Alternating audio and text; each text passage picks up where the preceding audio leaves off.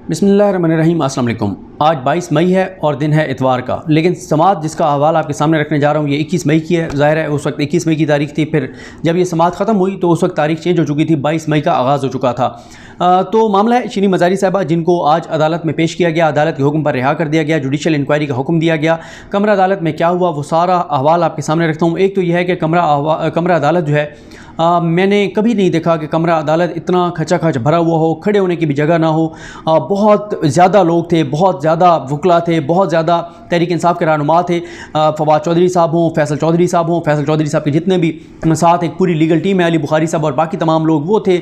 और इसके अलावा जो शिबली फराज साहब समेत तहरीक इंसाफ के आखिर में जाके कमल शोज़ब साहिबा और हमाद अज़हर, अली नवाज़ अवान, बहुत बड़ी तादाद में तहरीक इंसाफ के रहनुमा जो हैं वो इज़हार यकजहती के लिए पहुँचे हुए थे।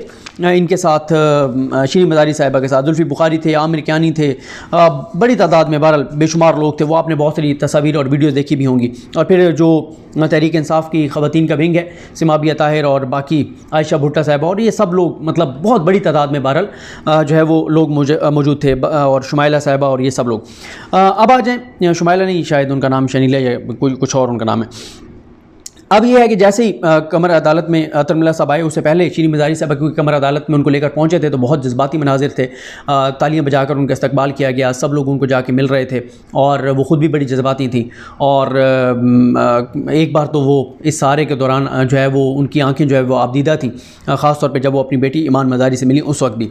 शीरीन मज़ारी साहब जैसे समात का आगाज़ हुआ, पहले क्योंकि अरशद शरीफ साहब वाला केस था, लेकिन उस पर मैं आपको अगली वीडियो में बताऊँगा कि उसमें क्या हुआ।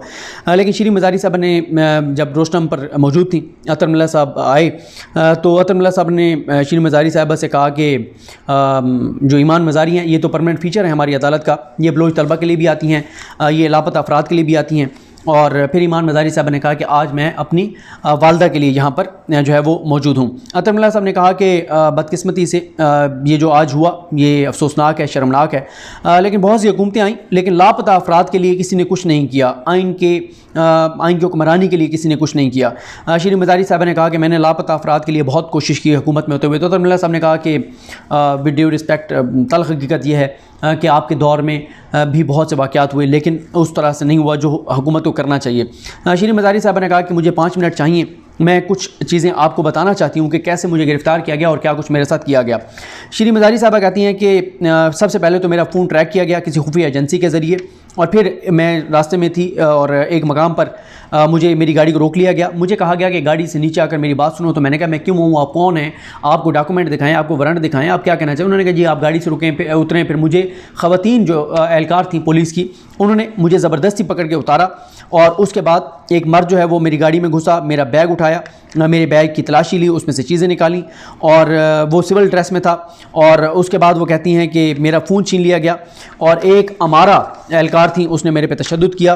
उन्होंने कहा कि इस बार यह है कि काली वीगो तो नहीं थी, अलबत्ता सफ़ेद करोला में मुझे ले जाया गया और मुझे गाड़ी में बिठाते ही गाड़ी जो है वो मोटरवे पे चली गई। और मैंने पूछा कि मुझे कहाँ लेकर जा रहे हैं, तो कहा गया, कभी कहा जाता था कि शायद आपको राजनपुर ले जाएं, कभी कहा गया कि शायद आपको लाहौर ले जाएं। तो उन्होंने कहा कि मेरे ऊपर तशद्दुद किया गया, अभी भी इस वक्त भी मेरे कंधों में दर्द है, मेरे नाखून तोड़े गए। उन्होंने नाखून अपने चीफ जस्टिस साहब को दिखाए।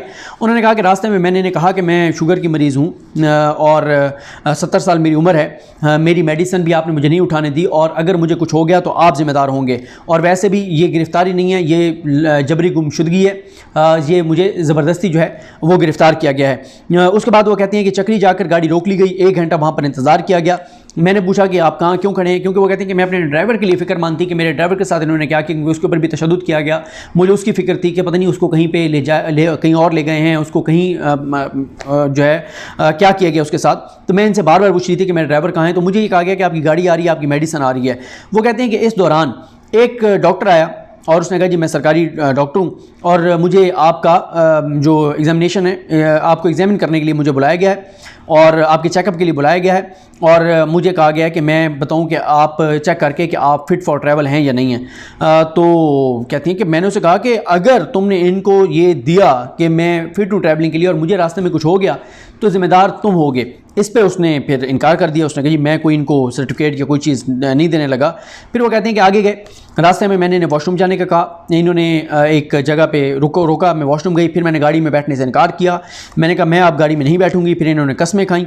इन्होंने कहा कि जनाब हम आपको वापस लेकर जाते हैं। कहती हैं कि फिर जब ये मुझे वापस लेकर आ रहे थे, ये मुसलसल कॉल्स पे रहे कुछ लोगों के साथ। रास्ते में इनको फिर कॉल आई और फिर इनको ये हिदायत दी गई कि जिधर इनको लेकर जाना है वहाँ लेकर चले जाएं। और वो कहती हैं कि वो उन्होंने ये भी कहा कि जो मेरा मोबाइल है वो शायद जो ISI का कोई बंदा था शायद वो ले गया मेरा मोबाइल।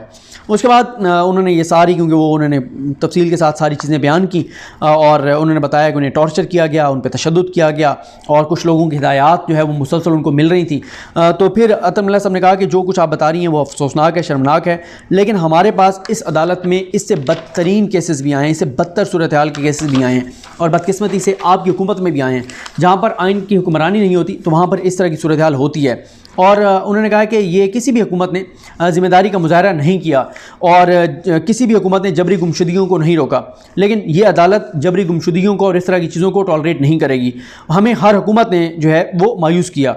ईमान मज़ारी की हम इसलिए इज़्ज़त करते हैं क्योंकि इनको ये क्रेडिट जाता है कि ये इस तरह की चीज़ें लेकर आती हैं, इस अदालत के नोटिस में लेकर आती हैं और लापता अफराद का, बलोच तलबा का, जबरी गुमशुदगियों का ये केस लड़ती हैं और हमारे सामने चीज़ें लेकर आती हैं। उसके बाद उन्होंने कहा IG इस्लामाबाद पेश हुए तो उन्होंने कहा जी IG साहब, IG बेखबर निकले। उन्होंने कहा जी मैंने चार्ज देर से लिया, मुझे टाइम दे, मैं चेक करके बताऊंगा, मुझे इस हवाले से कोई इल्म नहीं है कि ये सब कुछ कैसे हुआ। वफाकी हुकूमत के जो नुमाइंदे हैं, एडवोकेट जनरल इस्लामाबाद जहांगीर जदून साहब, जहांगीर जदून साहब भी उन्होंने कहा जी वफाकी हुकूमत को कोई पता नहीं है। उसी तरह से जैसा राना उसनौला ने कहा कि हमारा कोई लेना देना नहीं है इस गिरफ्तारी से। तरमला साहब ने कहा कि ये आपका मौक़िफ़ मुस्तरद करते हैं, ये नहीं यहाँ पर चलेगा कि हमें कोई पता नहीं है।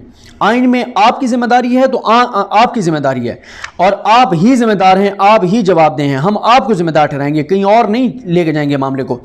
और साथ ही तरमला साहब ने कहा कि ये बताएं कि स्पीकर से क्या इजाज़त ली गई है शरीफ मज़ारी साहब को गिरफ्तार करने की, रुकने पार्लियामेंट हैं। तो उन्होंने कहा जहांगीर जदून ने कि इनसे पहले पूछ लें कि ये क्या रुकने असम्बली हैं, ये तो कहते हैं इन्होंने इस्तीफ़ा दे दिया और हमारी पार्टी ने। अतर मिल्ला साहब ने कहा उनसे ना पूछें, मैं आपको बता रहा हूं कि इस अदालत का ये हुक्म है कि जब तक इनको डिनोटिफाई नहीं कर दिया जाता तब तक ये रुकने पार्लियामेंट हैं। और यहाँ पर आपको मैं ये बताता चलूँ कि ये इंपोर्टेड हुकूमत जानबूझ के इनके इस्तीफ़े मंजूर नहीं कर रही। इन्हें पता है कि जैसे इस्तीफ़े मंजूर करेंगे 2 माह में इलेक्शन कराना पड़ेगा, वो इलेक्शन कमीशन कराना नहीं चाहता, करा नहीं सकता, क्योंकि जिन हलकों में नून लीग और पीपल्स पार्टी जा नहीं सकते और इन्होंने बाइकआउट करना है, तो इलेक्शन कमीशन जानबूझ के इनके इस्तीफ़े मंजूर नहीं कर रहा, जो स्पीकर है वो मंजूर नहीं कर रहे। अगर आप लोगों में इतनी जुर्रत है इस इंपोर्टेड हुकूमत में तो इस्तीफ़े मंजूर करें। रोज़ आप उनको ताने देते हैं कि तुम्हारे अकाउंट में पैसे जा रहे हैं, ये जा रहा है, वो जा रहा है, तो इस्तीफ़े मंजूर करो। उन्होंने तो दे दिए हैं। खुद अगर इस्तीफ़े ना देने होते तो कासिम सूरी साहब वो क्यों इस्तीफ़े मंजूर करके जाते। वैसे कासिम सूरी साहब भी आज मौजूद थे, पहले बाबर रहमान साहब भी आज अदालत में बहुत देर जो है वो मौजूद रहे। फिर इस पर अतर मिल्ला साहब ने कहा कि इस अदालत का अगर कोई मामला होगा तो एज ए चीफ जस्टिस मैं ज़िम्मेदार हूँ। मैं अपना जो चीज़ है जिम्मेदारी है वो अपने रजिस्ट्रार पे नहीं डाल सकता कि मेरा रजिस्ट्रार जिम्मेदार है। मैं जिम्मेदार हूँ, जो इस अदालत में होगा आपको भी जिम्मेदारी लेनी होगी। तो उन्होंने एतराफ़ किया कि प्रोसेस फॉलो नहीं हुआ। फिर एक जिक्र किया गया कि पता नहीं कोई चीफ कमिश्नर के पास कोई दरख्वास्त आई या इस तरह की बात की, क्योंकि कमरा अदालत खच्चा खच भरा हुआ था, आवाज़ बड़ी मुश्किल से सुनाई दे रही थी, थोड़ा सा कोई बोलता था पीछे आवाज़ आती थी तो सही नहीं सुनाई देता था। बहरहाल अतर मिल्ला साहब ने कहा कि क्या हम चीफ कमिश्नर को फिर तौहीन अदालत का नोटिस करें। तो फिर इस पर जहांगीर जदून साहब ने कहा, एडवोकेट जनरल इस्लामाबाद ने, कि हम इसकी तहकीकात करेंगे, जो भी जिम्मेदार होगा उसको फिक्स करेंगे, हम भी इन चीज़ों के ख़िलाफ़ हैं। और जहांगीर जदून साहब ऐसे इस तरह के केसेस में खुद पेश भी होते रहे और वो हमेशा उन्होंने इस तरह की चीज़ों की मज़म्मत भी की है, उन्होंने मुस्तरद भी किया है। और आज भी उन्होंने 1-2 बार ज़ाहिर है उनको कुछ लोगों ने पीछे से कहा कि आप कहें कि हम खुद इंक्वायरी करवा लेंगे, एग्जेक्टिव करवा लेगी, उन्होंने कहा, लेकिन उन्होंने जो ईमान मज़ारी साहबा का मौक़िफ़ है उसको सपोर्ट किया। ये बहरहाल जो फेयर बात है, जो जिसका जो क्रेडिट है वो उसको देना चाहिए। और जहांगीर जदून साहब ने ईमान मज़ारी के मौक़िफ़ की तौसीक़ की।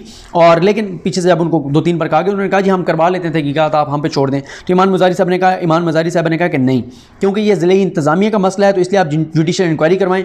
फिर फैसल चौधरी एडवोकेट जो हैं उन्होंने भी कानून बताया, उन्होंने बताया। उसके बाद जहांगीर जदून साहब ने कहा, और इस दौरान फिर कह दिया तरमुल्ला साहब ने कि हाँ जुडिशल इंक्वायरी ही कराएंगे। लेकिन जहांगीर जदून साहब ने कहा कि देखें चीफ मिनिस्टर हमजा शहबाज साहब को पता चला तो उन्होंने फौरी रिहाई के अहकाम जारी कर दिया। तरमुल्ला साहब ने कहा कि जब FIR हो जाए और अरेस्ट हो जाए तो वज़ीर आला कैसे अहकाम दे सकते हैं रिहाई के। और फिर जब 1-2 बार कहा गया कि हम खुद कर लेंगे इंक्वायरी, तो ईमान मज़ारी साहब ने कहा कि ये आप खौफज़दा क्यों हैं, इससे जुडिशल इंक्वायरी से। उन्होंने कहा हम खौफज़दा नहीं हैं। जहांगीर जदून साहब ने कहा कि मैं तो आपके साथ हूँ इस तरह के मामलात में, पहले भी मेरा मौक़िफ़ यही था, आज भी मेरा मौक़िफ़ यही है कि ये चीज़ें जो हैं वो नहीं होनी चाहिए। और उसके बाद अतर मिल्ला साहब ने जुडिशल इंक्वायरी का हुक्म दिया है वफाकी हुकूमत को कि जुडिशल इंक्वायरी करवाएं ये गिरफ्तारी पर, और साथ ही जो कमीशन के TORs हैं वो अदालत में जमा करवाएं, तो वो अदालत में जो है वो नेक्स्ट हेयरिंग के ऊपर जो कि 2-3 दिन बाद होगी उस पर जमा कराए जाएंगे। फवाद चौधरी साहब ने इस मौके पर कहा कि श्री मज़ारी साहबा का मोबाइल वापस नहीं किया गया, अब तो कर दें, अब तो डाटा ट्रांसफ़र हो गया होगा, तो अब क्या ज़रूरत है उनका मोबाइल रखने की। और अतर मिल्ला साहब ने कहा कि गैर कानूनी गिरफ्तारी है। अतर मिल्ला साहब ने यह भी कहा कि पिछली ये आपके दौर में भी कुछ अरकान असम्बली को इस तरह से गिरफ़्तार किया गया, वो भी अफसोसनाक था।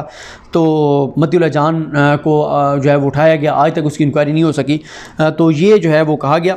और बाकी जो है मैंने आपको बता दिया, बड़ी तादाद में लोग, सहाफ़ी तंजीमें ये मौजूद थी अरशद शरीफ साहब की वजह से भी और इस केस की वजह से भी। तो ये सारी सूरत हाल है, ये मामलात हैं। और नेक्स्ट वीडियो मैं एक लगाऊंगा जिसमें श्री मज़ारी साहबा को जब लेके निकले तो जो वहाँ पर बाहर जिस तरह से जो शोखरोश था, जिस तरह उनकी गाड़ी रोक के नारेबाजी की गई, और बाकी अरशद शरीफ साहब वाले केस पर भी बात करेंगे। मुझे अपनी दुआ में याद रखें। अल्लाह करीम हम सब का हामी नासर हो। अल्लाह हाफ़िज़।